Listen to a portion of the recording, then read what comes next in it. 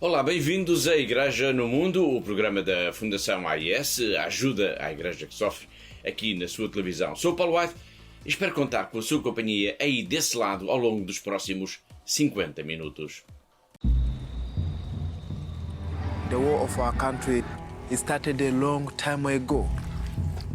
That's why we are South Sudanese living in Uganda, in a refugee camp. Very many people have been killed. I lost my father. I lost my sister. I lost my brother. It's a painful moment. Taigat Luki é um catequista que foi forçado a fugir do Sudão do Sul depois de ter visto a sua família a ser assassinada e agora vive num campo de refugiados no Uganda. Lembrar o dia 20 de junho em que se assinalou em todo o mundo o Dia do Refugiado vai ser um dos temas em destaque no programa de hoje, em que vamos contar, como habitualmente, com a presença da Catarina Martins de Betancourt, a diretora da Fundação AIS em Portugal. Olá, Catarina. Olá, Paulo, e olá a todos os nossos telespectadores. A melhor maneira de celebrar este Dia dos Refugiados de que estamos a falar é ajudá-los todos os dias. Ajudá-los a ultrapassarem as suas dificuldades, dando-lhes, por exemplo, condições para uma vida digna, tão digna quanto possível. A Fundação AIS tem também essa missão. A Fundação AIS, aliás, procura convidar todos os seus benfeitores e amigos para contribuírem, para dar esperança àqueles que foram obrigados a fugir, a deixar as suas casas, a sua terra, os seus amigos. Mas este programa não vai ser só marcado, digamos, pela questão dos refugiados. Vamos também lembrar, por exemplo, os 20 anos da liberdade religiosa em Portugal e também o Dia para a Paz para o Médio Oriente, que se assinalou neste domingo, 27 de junho. E vamos ter ainda muitas outras histórias, muitas outras notícias e reportagens para lhe mostrar ao longo desta hora. E para começar, vamos mesmo então até esse dia 22 de junho, em que se assinalou na Fundação Carlos de Gulbenkian, em Lisboa, a Lei da Liberdade Religiosa, os 20 anos da Lei da Liberdade Religiosa em Portugal. Foi uma sessão solene marcada pelas intervenções de diversas personalidades, desde o Presidente da República ao Cardeal Patriarca de Lisboa, até ao próprio Presidente, claro, da Comissão da Liberdade Religiosa, entre outros. Como foi também o caso do Presidente da Assembleia da República, que fez até, Catarina, uma referência, na sua intervenção, ao mais recente relatório da Fundação AIS. É verdade, Paulo. De facto, Thomas Allen Gellner, o presidente executivo internacional da Fundação AIS, disse mesmo que esta é a hora certa para se falar ao mundo da paz para o Médio Oriente, quando ainda há algumas semanas assistimos aos confrontos sangrentos na Terra Santa que demonstraram de forma eloquente como é tão frágil a paz na terra de Jesus Cristo, o berço da nossa fé. Outra das intervenções aguardada, digamos assim, com mais expectativa foi, claro, a do Cardeal Patriarca de Lisboa, que falou na harmonia que existe no nosso país quando se fala no relacionamento entre as diversas religiões. É um povo especialmente querido, mas que vive de facto numa região conturbada e lembrou ainda que depende muito de nós, cristãos do Ocidente, saber se daqui a 50 ou 100 anos esta comunidade religiosa ainda estará presente nesta zona do globo. Ponto alto deste encontro foi, claro, a intervenção de Marcelo Rebelo de Sousa, que também falou de uma sociedade tolerante, integradora e generosa. Sim, de facto esta zona tem experimentado a violência e a guerra, portanto, tanto a Síria como o Iraque, no Líbano, mas também Israel, os territórios palestinianos e ainda mesmo outros países têm de facto conhecido as consequências do extremismo islâmico, que olha para os cristãos como sendo cidadãos de segunda, como diz o nosso presidente Thomas Allen Gellner, como também olha para os cristãos como inimigos que têm que ser abatidos. Portugal não é um Estado confessional, mas respeita e dinamiza a liberdade religiosa. A história após o 25 de Abril testemunha ou lembrou Marcelo Rebelo de Sousa nesta sessão evocativa que decorreu, como disse há pouco, na Fundação Carlos de Gulbenkian. Temos, pois, atrás de nós 45 anos de uma lei fundamental que não deixa dúvidas a ninguém. Portugal recusa uma religião do Estado. Não é um Estado confessional. Portugal acolhe a liberdade de querer e de não querer. E para os crentes, a liberdade de professar, individual ou coletivamente, a sua fé. E de o fazer, quer no espaço privado, quer no espaço público, em ecuménica convivência com todos os demais concidadãos e suas instituições, fundadas na religião ou delas se apartando. Assim temos sido, sabendo que não há sociedades perfeitas, porque não há perfeição no ser humano, mas sabendo por igual que todos tudo devemos fazer para ultrapassar erros, incompreensões, discriminações e injustiças intoleráveis.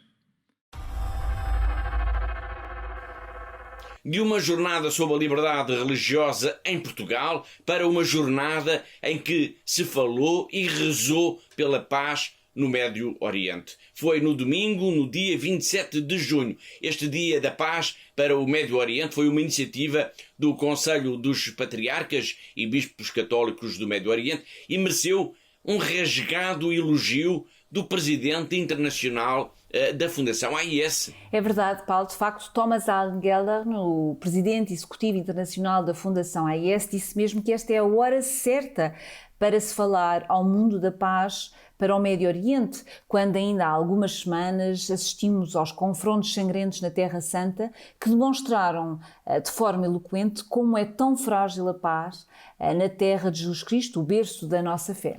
Hein Gelder, na vida desde a sede da Fundação AIS, em Koningstein, na Alemanha, recordou precisamente que a Fundação Ajuda à Igreja que Sofre, que para a Fundação Ajuda à Igreja que Sofre, a minoria cristã do Médio Oriente é um povo especialmente querido. É um povo especialmente querido, mas que vive de facto numa região conturbada e lembrou ainda que depende muito de nós, cristãos do Ocidente, saber se daqui a 50 ou 100 anos esta comunidade religiosa ainda estará presente nesta zona do globo. Neste dia para a paz, todos os bispos, cada um na sua diocese, celebraram a Santa Missa e consagraram também o Médio Oriente à Sagrada Família.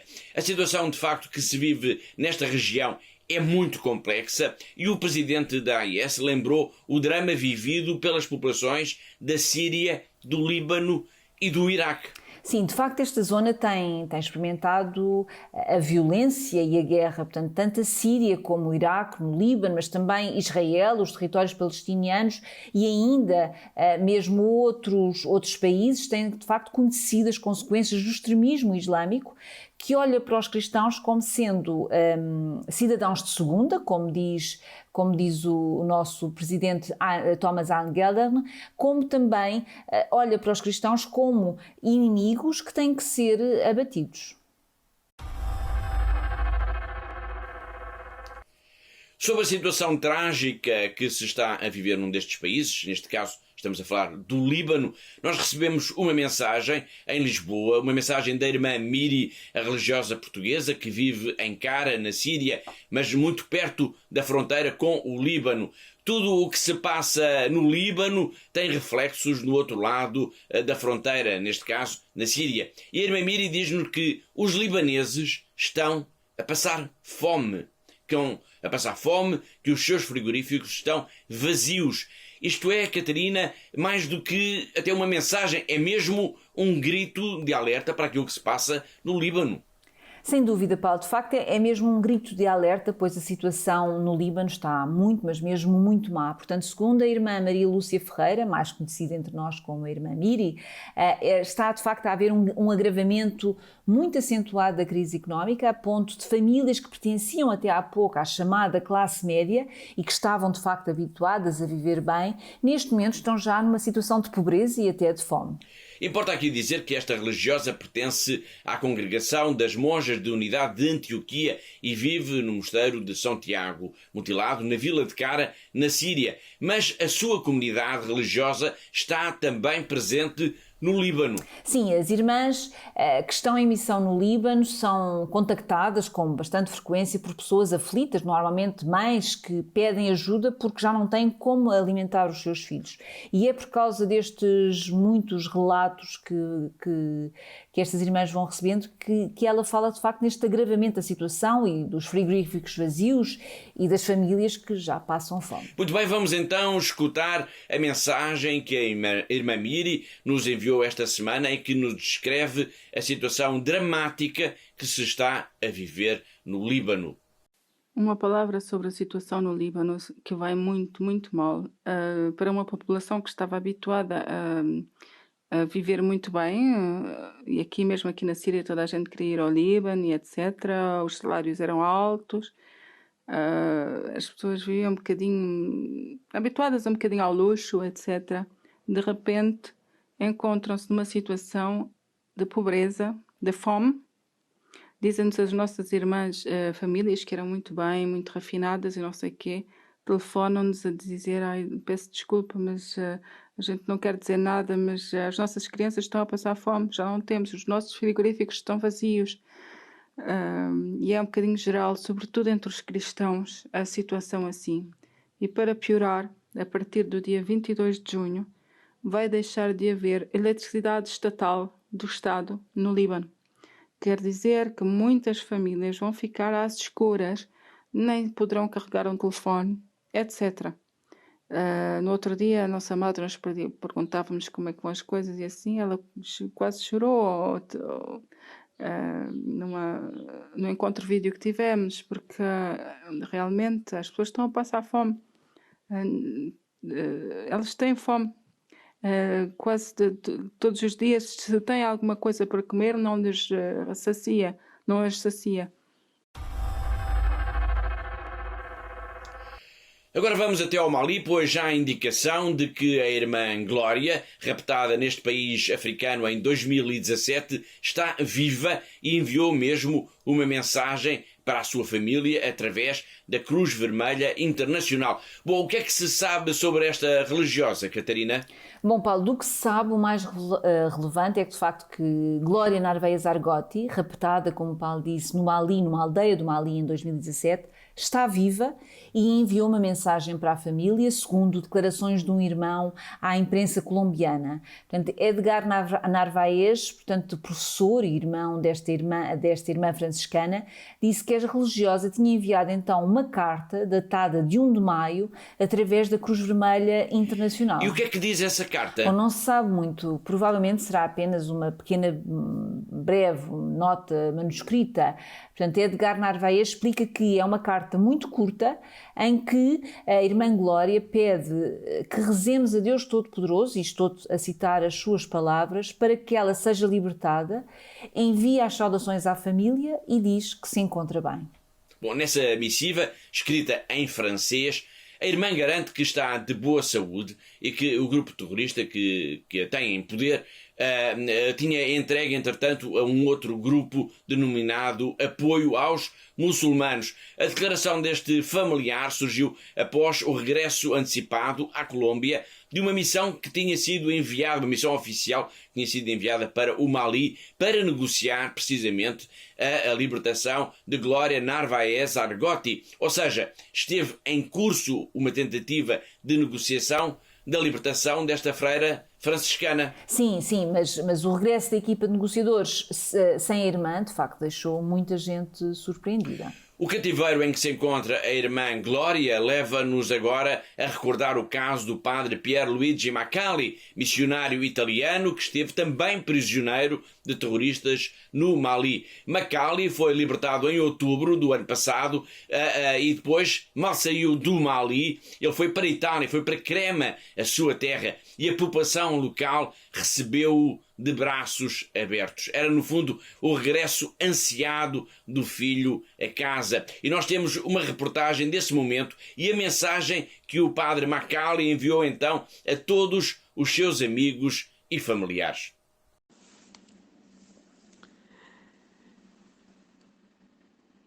Ciao Don Giorgio,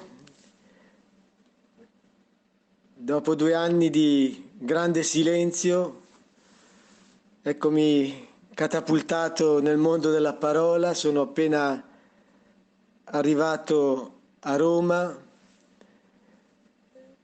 e ho abbracciato la famiglia, grazie a mio nipote ho sentito le campane del Duomo di Crema. Vorrei che tu facessi giungere la mia voce e il mio saluto a tutti i cremaschi, il vescovo Daniele e tutti gli amici che mi hanno già testimoniato, avete pregato, avete pensato e accompagnato i miei 2 anni di prigionia nel Sahara e sto bene. Dire a tutti che ho pianto sentendo le vostre campane, testimonianze e grazie, di a tutti grazie e continuiamo a ricordarci nella preghiera. Io vi ho pensato tutti i giorni, sapevo che potevo contare sulla vostra preghiera ed è stata questa la mia forza e penso anche la chiave di questa vicenda che mi ha tenuto per più di 2 anni prigioniero di Al-Qaeda nel deserto del Sahara, ma finalmente sono di nuovo libero e non ho parole per dire a tutti il mio grazie. A presto, abbraccio tutti, ringrazio tutti e ci sentiamo. Ciao, ciao, ciao. No arranque do programa nós vimos um refugiado do Sudão do Sul que vive agora no Uganda e que é catequista. A questão dos refugiados vai estar, pois, no centro da nossa atenção na segunda parte do nosso programa, depois do intervalo, mas é um tema que atravessa de alguma forma todo o nosso programa de hoje. Sinal disso, vamos agora até à Etiópia, de onde nos chega o relato, através de um sacerdote, da perseguição aos cristãos pelo extremismo islâmico. O padre chama-se Abiot e fala mesmo, Catarina, em ataques a igrejas e a habitações. Sim, Paulo, é de facto mais um relato de violência e da crise humanitária que se está a viver na Etiópia. Portanto, o padre Abiot afirma mesmo que há centenas de mortos na região do Tigray por causa do conflito entre as forças governamentais e os rebeldes, nesta zona situada a norte do país, mas que diz ainda que esta crise já se alastrou a toda a Etiópia. Em entrevista ao Semanário Católico da Diocese de Macau, o padre Abiot, ele é pároco em Itang, fica junto à fronteira com o Sudão do Sul. Este padre fala também de uma série de projetos que estão a ser desenvolvidos a nível local e que serão tema, aliás, da peça que vamos ver daqui a pouco, que nos foi enviada pelo nosso correspondente em Macau, o jornalista José Miguel Encarnação. Focados ainda na Etiópia, vamos agora ao encontro de um outro sacerdote, o padre Fitvi, que está precisamente nessa região onde tenta dar apoio àqueles que vivem num campo de refugiados. É, pois, mais uma história de um padre que precisa da nossa ajuda para continuar a poder cumprir com a sua missão.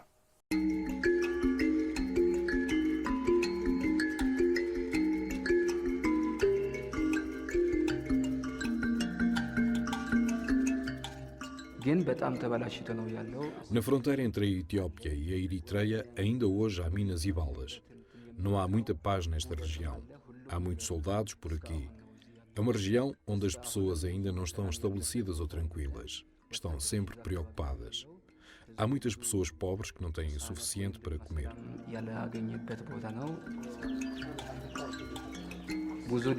Há muitas famílias separadas, uma vez que esta é uma região fronteiriça. Não há muitas pessoas autossuficientes. O nosso maior desafio é a falta de transportes.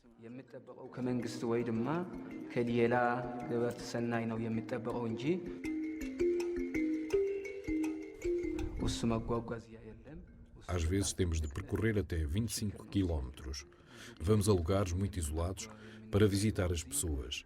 Os soldados eritreus dispararam contra o telhado durante a guerra. Ficou quase totalmente destruído.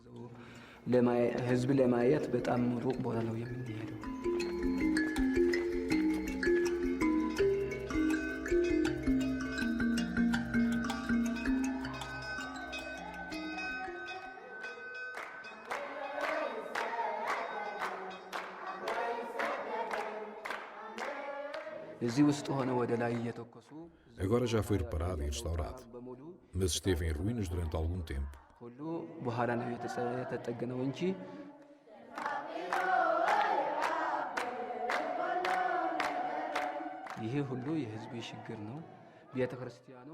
Como é uma igreja nova, ainda não está terminada.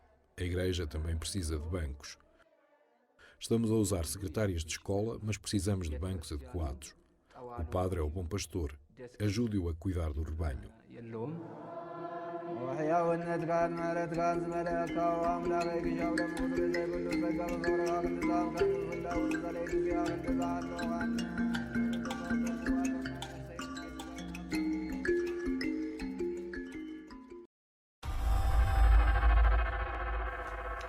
Ainda focados na Etiópia, vamos agora até Addis Abeba, ao encontro de um italiano, de um missionário, o padre Angelo Ragazzo. Esta é uma história deliciosa que vale a pena ver com toda a atenção. Este padre tinha apenas 8 anos quando a professora da sua escola primária, mostrou um filme que acabaria depois por lhe mudar toda a sua vida. Que história terá sido essa? I was 8 years old, and the teacher showed us a movie in which there was this little African boy. And this African boy was just eating a living animal, ugly. I felt revolting. When we went back to school, the teacher asked us, what can we do to help this little boy? Then I said immediately, we can sell paper, scratch iron, even pieces of wood. We sell them and we send the money to the missionaries. And the teacher, she looked into my eyes, I will never forget that, and she said, "Bravo, Angelo, but there is a better way. Instead of helping the missionaries, to go to the missions." My God, I was hit so hard. I was only 8 years old, and I said, I want to be a missionary, without knowing what it meant to be a religious, a priest, leaving the country behind at a very early age. I didn't know, but I said, I want to be a missionary.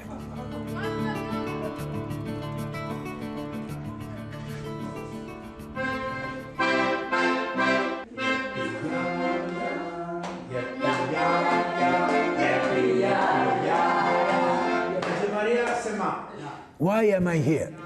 In Italy, I could have a beautiful family, wife, children, a company, because I'm not that stupid. I had a lot of opportunities, but when I was 8 years old, I want to be a missionary. And when I look back, I say, thank you, Lord. I am doing it because of Him. Christ came.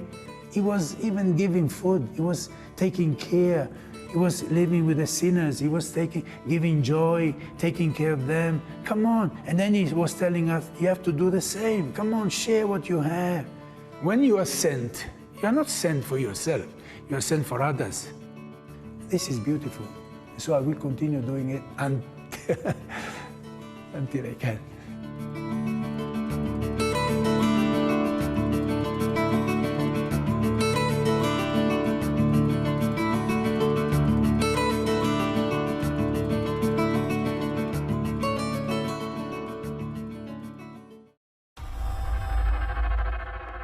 Continuando ainda focados na Etiópia, vamos então ao encontro, como disse há pouco, do nosso correspondente em Macau, o jornalista José Miguel Encarnação, que nos vai falar então novamente do padre Abiô, responsável pela paróquia de Itang, junto à fronteira com o Sudão do Sul. Já falámos dele há pouco. E agora o nosso correspondente em Macau vai descrever-nos quais são então os projetos que a Igreja está a desenvolver a nível local para a promoção destas populações.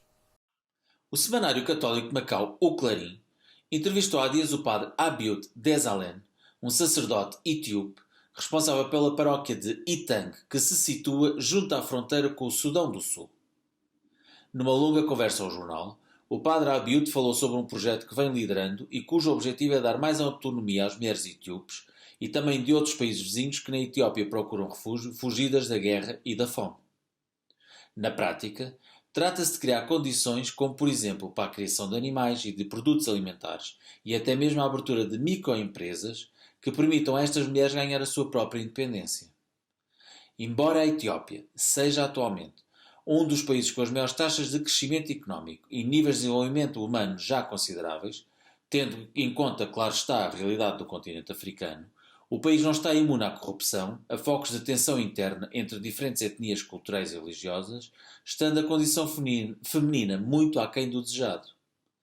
Segundo o padre Abiud, a Igreja Católica na Etiópia vive desde há muito tempo períodos conturbados, uma vez que o islamismo e a Igreja Ortodoxa Etíope têm relações privilegiadas com o Estado e graça à intolerância. Esta não tanto ao nível dos líderes religiosos, mas na relação entre os cidadãos que professam estas religiões e outras minoritárias. Embora não se possa dizer que há uma perseguição clara aos cristãos na Etiópia, até porque a maior percentagem pertence à Igreja Ortodoxa Etíope, poder-se-á afirmar que há pressão exercida sobre os católicos, mas não seja por meio de uma certa discriminação no que respeita ao acesso a bens de primeira necessidade e também a infraestruturas igualmente de primeira necessidade.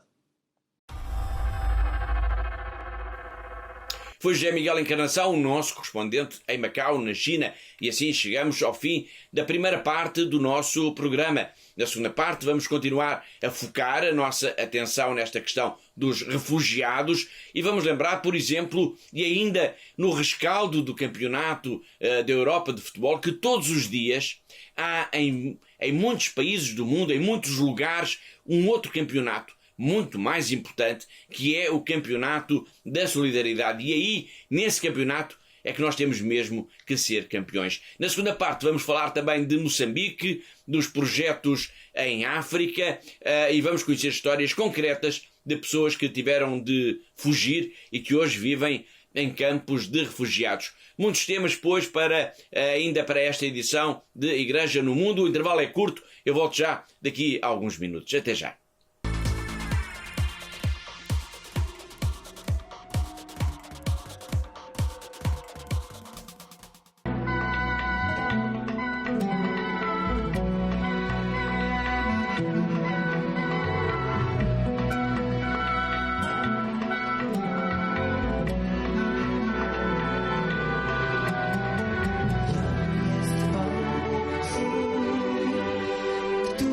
Ciebie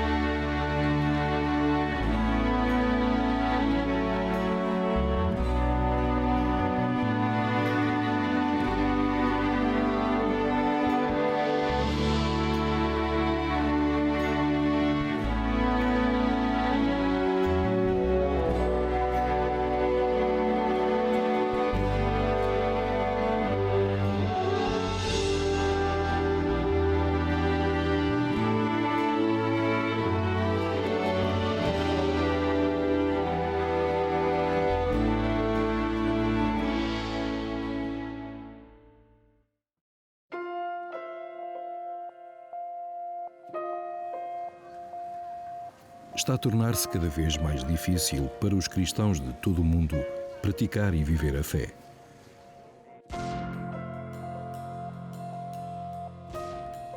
Em muitos lugares, os nossos irmãos e irmãs sofrem pelo seu amor a Cristo. A missão de ajuda à Igreja que sofre é construir uma ponte de amor que permita que a Igreja que sofre e é perseguida testemunhe a sua fé, inspirando aqueles que a ajudam. Tudo começou no Natal de 1947, quando um padre holandês de 34 anos, o padre Werenfried van Straten, tocado pela pobreza material e espiritual de 14 milhões de alemães deslocados depois da guerra, pediu aos católicos da Bélgica e da Holanda que ajudassem. O apelo deste mendigo de Deus deu origem a uma torrente de generosidade, provando que a reconciliação entre antigos inimigos era possível. Mais tarde, o sucesso deste apelo permitiu que ele se voltasse para as necessidades dos cristãos que sofriam dura perseguição por trás da cortina de ferro. Hoje, a Ajuda à Igreja que Sofre, ou AIS, é uma fundação pontifícia com um alcance internacional em expansão. 23 secretariados nacionais em todo o mundo, apoiando mais de 5 mil projetos anualmente em mais de 145 países. Através destes projetos, a AIS apoia a Igreja no seu serviço de oração e de ação a centenas de milhões de pessoas, dando não somente uma resposta atempada às necessidades urgentes, mas também um sinal de solidariedade aos nossos irmãos e irmãs em Cristo. Hoje em dia é necessária muita desta ajuda no Médio Oriente, onde a presença cristã enfrenta uma ameaça existencial. A perseguição iniciada por grupos fundamentalistas provocou um êxodo sem precedentes. A AIS está empenhada em ajudar estes cristãos deslocados com respostas concretas à forte esperança e fé que mantêm no meio desta situação devastadora. Lá e por todo o mundo, a AIS apoia a construção e a reconstrução de igrejas, casas de Deus merecedoras da vida sacramental e onde as comunidades católicas se reúnem para prestar culto, rezar e serem fortalecidas na fé.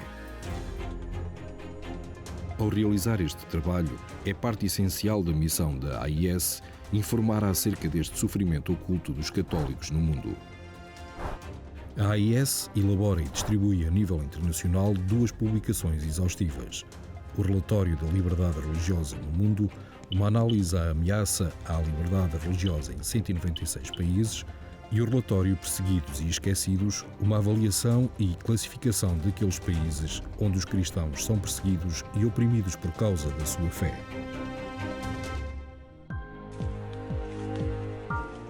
Perante este mundo, carregado de tantos sofrimentos, uma das necessidades mais importantes é a oração.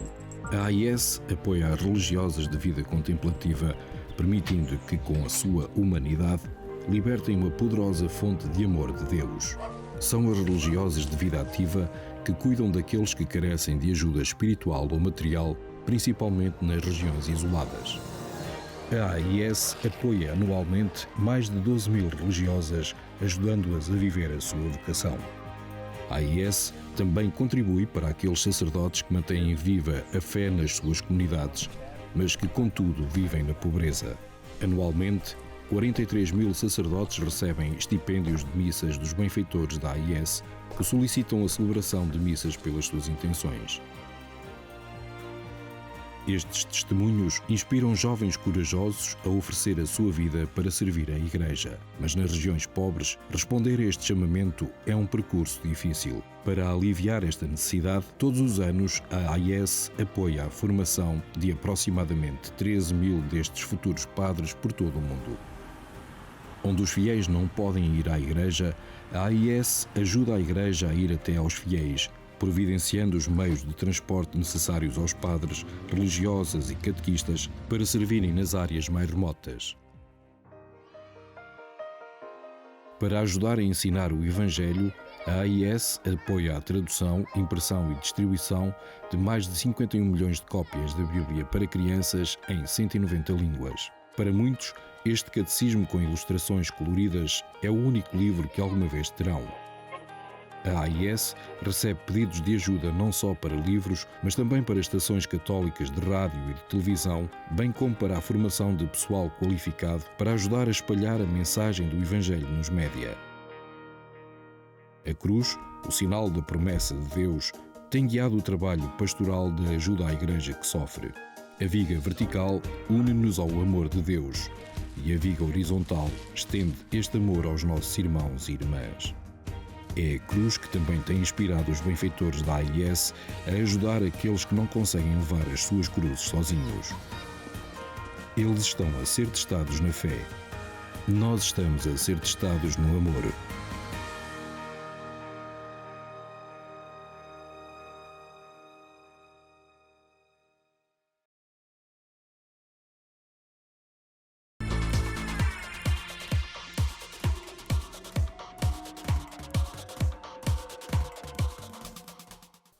Olá de novo, está a ver Igreja no Mundo, o programa da Fundação AIS, Ajuda à Igreja que Sofre, aqui na sua televisão. Sou Paulo Aire e comigo, através da internet, está a Catarina Martins de Betancourt, a diretora da Fundação AIS aqui em Portugal. Na reta final agora do nosso programa de hoje, vamos continuar a falar de refugiados. Portugal viveu por estes dias a excitação, podemos dizer assim, de mais um campeonato europeu de futebol. Aparentemente isso não tem nada a ver com refugiados, mas a bola, o jogo de futebol, a alegria que produz nas pessoas, nas crianças, nos jovens, está também presente, claro, no dia-a-dia dos que vivem em bairros da Lata, em Angola, ou por trás do muro da Palestina, ou por exemplo, no Iraque do pós-guerra, ou ainda na Síria. E esse é mesmo outro campeonato. É o campeonato da vida, da sobrevivência, das pessoas reais, das pessoas concretas, das pessoas que perderam tudo aquilo que tinham. Este é o campeonato dos refugiados. Um campeonato que acontece, por exemplo, nos pátios das escolas, nos orfanatos, nos campos de refugiados. Em 140 países do mundo, a Fundação AIS está presente junto destas pessoas que tanto precisam de ajuda.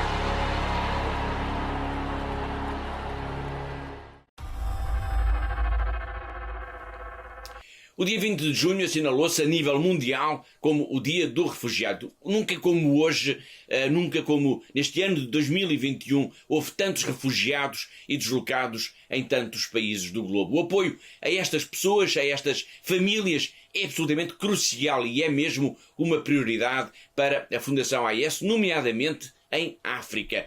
E quando falamos em refugiados e em deslocados em África, Catarina, lembramos-nos logo de Moçambique. Sem dúvida, Paulo. De facto, Moçambique é um dos países do continente africano onde a Fundação AIS tem estado mais empenhada no apoio aos deslocados e aos refugiados. Portanto, desde 2017, este país, de língua oficial portuguesa, é de facto palco de ataques constantes por parte de grupos terroristas de inspiração jihadista que têm forçado a fuga de milhares de pessoas das suas casas e aumentando, de facto, o número já de si brutal dos que dependem totalmente de ajuda para sobreviver, em particular nesta província de Cabo Delgado. A Fundação AIS apoia na Diocese de Pemba, que fica situada no norte de Moçambique, em Cabo Delgado, um projeto que oferece assistência pastoral e apoio psicossocial a estes refugiados, a estes deslocados. Iniciativa que, num futuro próximo, será alargada a outros distritos da região. Na prática, Catarina, Isto significa o quê? Bom, além da assistência pastoral e do apoio psicossocial de que o Paulo acabou de falar, o apoio da AIS tem-se materializado, por exemplo, no fornecimento de materiais para a construção de casas para estas famílias, mas também para centros comunitários, além da aquisição de veículos para os missionários que trabalham com as famílias que estão fugidas da guerra e que vivem agora nestes centros de reassentamento. O apoio aos refugiados e aos deslocados em África tem sido, de facto, uma preocupação constante da Fundação AIS, e Moçambique é apenas um dos países onde esta ajuda precisa mais de chegar. Só a região da África subsaariana acolhe, Catarina, mais de 26% dos refugiados de todo o mundo. Sim, é o caso, por exemplo, do Burkina Faso, portanto é outro dos países do continente africano que mais tem recebido ajuda resultante desta generosidade enorme dos benfeitores da Fundação AIS em todo o mundo. Portanto, muitas paróquias, em particular as situadas a norte deste país, a norte do Burkina Faso, têm de facto procurado prestar auxílio a todos aqueles que fogem destes ataques terroristas. Muito bem, vamos agora falar de dois casos concretos. As dioceses de Ouagadougou e de Dori têm recebido ajuda da Fundação AIS por causa dos refugiados. Que tipo de ajuda? Bom, além do fornecimento de alimentos para as famílias deslocadas, a Fundação AIS está também a apoiar diretamente os catequistas e as suas famílias que foram forçados a fugir por causa da violência jihadista, suportando, por exemplo, a escola das crianças e a assistência médica. No total, e ao longo do ano passado, a Fundação AIS apoiou, a nível global, mais de 25 projetos de apoio a refugiados e a pessoas deslocadas internamente em todo o mundo. Bom, a melhor maneira mesmo de celebrar o Dia dos Refugiados é ajudá-los sempre. É ajudá-los a ultrapassar os refugiados, ajudar a ultrapassar os refugiados, a ultrapassar as suas dificuldades, dando-lhes condições, por exemplo, para uma vida digna. E a Fundação AIS tem também essa missão. Com a ajuda dos seus benfeitores e amigos, é possível sempre dar alguma esperança àqueles que foram obrigados a fugir, a deixar a sua casa, a sua terra, os seus amigos. Esta é, por exemplo, também a história de Santos Tain Gatluk, alguém que foi forçado a fugir do Sudão do Sul, depois de ter visto toda a sua família ser assassinada e que agora, vivendo num campo de refugiados no Uganda, decidiu ser catequista. The war of our country started a long time ago. That's why we are South Sudanese living in Uganda, in a refugee camp. Very many people have been killed. I lost my father. I lost my sister. I lost my brother. It's a painful moment. God decided to leave me so that I bring life back to the South Sudanese. That's why I went for a formation to be evangelizer, to be a soldier for Jesus, a soldier who could fight to bring the souls of God back to Him. Because there's a lot of hatred with the heart of revenge. The issue is the young ones, the child soldier, they witness the killing, the massive killing of people. But it is now my role with my brothers, whom I went for a formation, to talk about forgiveness, so that we will be able to go to see the kingdom of God. Thanks to you, Head to the Church in Need, for your support. Thanks to you, I'm my catechist, and in these difficult times, I can bring to my people faith, hope, and love. Thanks to you, Head to the Church in Need.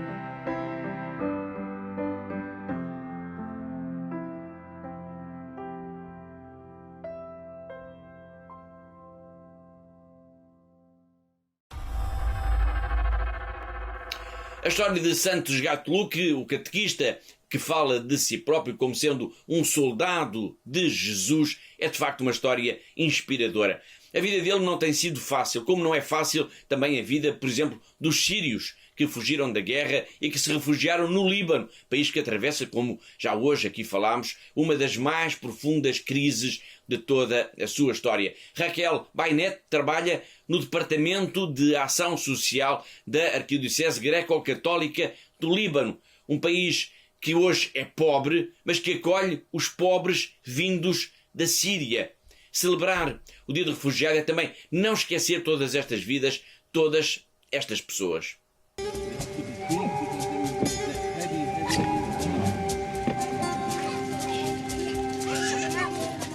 Alors, je suis Rachel Baïné. Je travaille comme une coordinatrice de bureau social dans l'archipel de Grec catholique. Je travaille depuis 2 ans avec les réfugiés syriens. Je travaille aussi avec les camps. Alors, nous avons commencé avec 18 familles et maintenant, le nombre a augmenté pour atteindre 800 familles dans l'archipel. Et dans ce camp, on travaille avec 35 tentes et à peu près de 70 familles dans ce camp. Nous avons essayé de l'aider comme d'hygiène, des kits d'alimentation, des médicaments. Nous avons donné beaucoup de gens de l'argent pour payer le logement. C'est ce qu'on a essayé de commencer à l'aider les hommes et les gens. Dans ce camp, il y a à peu près de 70 familles dans 35 tentes. De plusieurs pays en Syrie, de Syrie. Ils sont venus de Syrie jusqu'à ici, de Halab, de Homs, de Rabli. Il y a plusieurs gens ici, dans ce camp.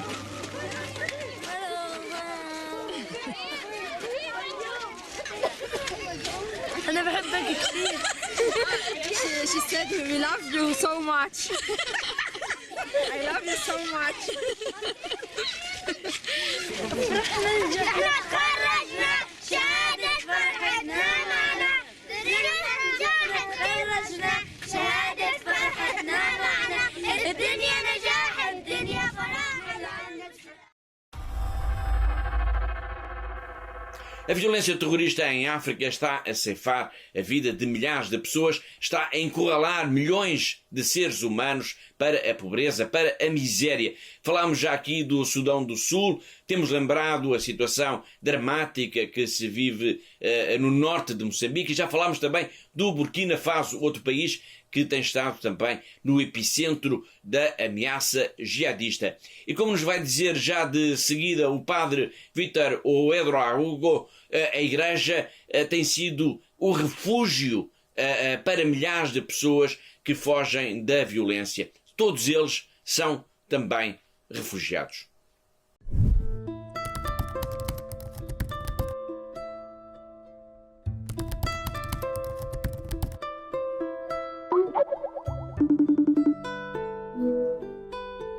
Et c'est ce que nous essayons. Vous savez, il y a beaucoup de jeunes et de femmes qui ont été témoins de comment ils ont tué soit leur mari ou leur papa. Ils ont vu beaucoup d'horreurs. Et ces gens sont choqués. Après avoir fait ce qu'ils voulaient, ils ont commencé à tirer à bout portant sur la tête de David, de Théophile et de Philippe. Mais avant de partir, ils ont aspergé la boutique d'essence et y a mis le feu. Et cette crise a multiples facettes. Il y a la crise humanitaire qui est là avec des grands besoins en matière d'alimentation, en matière d'hygiène, en matière d'éducation pour les enfants. Il y a aussi et surtout le désespoir et la détresse humaine, psychologique et spirituelle de ces populations. Et surtout essayer de soigner les blessures des violences dont ils ont été témoins ou victimes même. Ils ont besoin de quelque chose de beaucoup plus profond qui puisse toucher leur cœur et surtout leur permettre de voir l'avenir avec beaucoup d'espérance.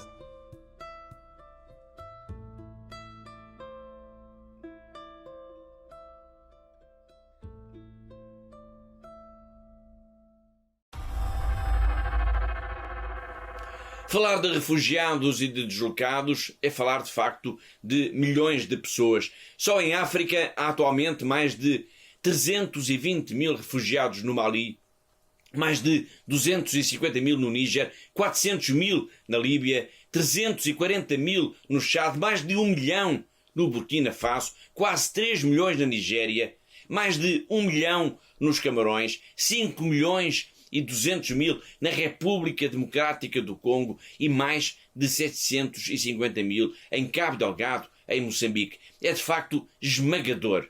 E a Fundação AES quer chegar até eles, quer ajudar, quer procurar dar-lhes o essencial para uma vida digna. E como é que é possível, Catarina, ajudar todas estas pessoas? Bom, Paulo, se olharmos para todos estes números que acabou de dizer, de facto, eu diria que é impossível, ou praticamente impossível, mas de facto, com fé, com esperança, acreditando muito no nosso trabalho, acreditando muito também nos benfeitores espalhados por todo o mundo, é possível dizer que pelo menos ajudamos a minorar o sofrimento destas pessoas, de algumas destas pessoas e das suas famílias.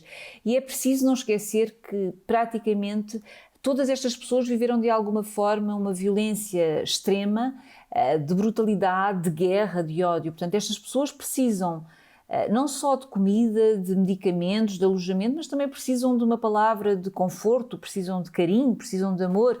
Portanto, tudo isso é dado através da Igreja. E como é que os nossos telespectadores, os benfeitores da Fundação AES, podem ajudar de alguma forma a minorar o sofrimento destes milhões de deslocados e de refugiados? Bom, em primeiro lugar, e o que nos pedem sempre é de facto as nossas orações, e por isso é também o que eu peço em primeiro lugar, as orações de todos os que nos estão a ver neste momento e que podem rezar por estas pessoas que estão a passar por estas dificuldades, mas também oferecendo, sem dúvida, alguma ajuda que depois será transformada através dos padres e das irmãs nesta ajuda em alimento, em vestuário, em medicamentos, no fundo, em vida, Paulo. No fundo, é isso que nós fazemos. Portanto, a nossa ajuda transforma vidas junto daquelas pessoas que perderam tudo o que tinham e muitas vezes a própria esperança. E para isso basta ligar para a Fundação AES. Bom, Paulo, basta cada um de nós que está a ver neste momento o programa entrar em contacto connosco, seja através do nosso telefone que está a passar em rodapé, seja através da nossa página de internet, e dizer que quer apoiar estes refugiados, estes deslocados, quer apoiar estes projetos em concreto, e isto é de facto fundamental para que possamos continuar a levar esperança a todas estas famílias. E em nome de todos estes refugiados, em nome de todos estes deslocados, desde já o meu muito obrigada. Muito bem, e assim sabendo como podemos ajudar a salvar vidas, como podemos ajudar a minorar o sofrimento dos deslocados e dos refugiados em todo o mundo, chegamos ao fim do nosso tempo, ao fim de mais um programa da Fundação AES, aqui na sua televisão. Quero agradecer a colaboração, a presença da Catarina Martins de Betancourt, a diretora da Fundação AES aqui em Portugal, assim como todos aqueles que ajudaram a produzir, a editar e a levar até si este programa. E já sabe, quanto a si, eu espero vê-lo desse lado na próxima semana. Até lá, se Deus quiser.